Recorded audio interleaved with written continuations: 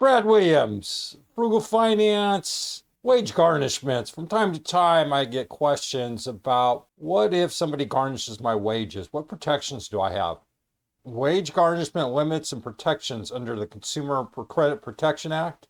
This law limits how much of a person's paycheck can be taken to repay debts. It also protects workers from being fired over wage garnishment punishment for just one debt. What is wage garnishment? Wage garnishment is when a portion of someone's earnings is legally withheld to pay off debt.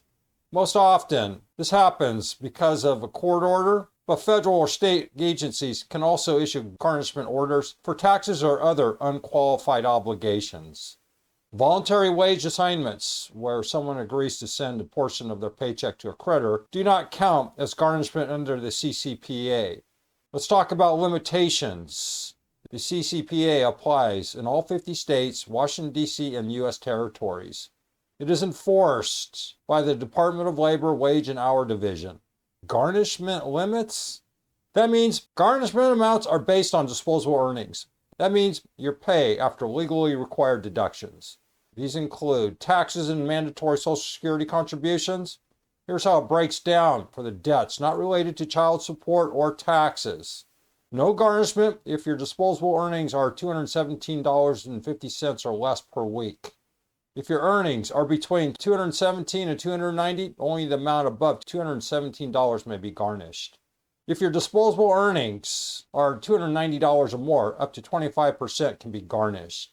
For biweekly, semi-monthly, or monthly pay periods, just multiply these numbers accordingly. Now, for child support and alimony, if the worker is supporting another spouse or child, up to 50% of disposable earnings can be garnished. If not, 60%. If payments are over 12 weeks late, an extra 5% may be taken. What counts as earnings? Earnings include wages, salaries, commissions, bonus, pension, and retirement payments.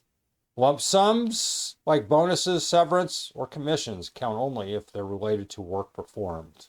Education reimbursements and similar payments not tied to job performance are not considered earnings under the CCPA. For tip workers, only the employer-paid portion and any claimed tip credit count as earnings. Tips beyond that do not count towards garnishment calculations. Let's talk exceptions. The usual garnishment limits don't apply to bankruptcy court orders, federal or state tax debts. Federal debt rules are different. Federal agencies may garnish up to 15% of disposable earnings for things like student loans, but the total amount taken still can't exceed CCPA limits. Garnishment examples?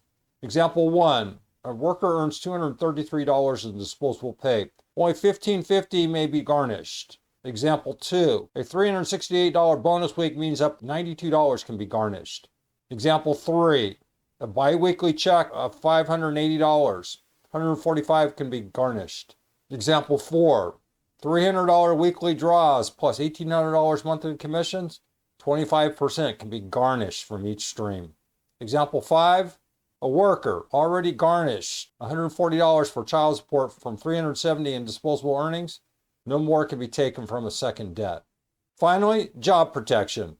Your employer cannot fire you because of garnishment for a single debt, no matter how many collection actions are filed for that one debt. If you have any questions about garnishments or other concerns, comment. Brad Williams, Frugal Finance. Thanks for watching. Hope that helped. See you soon.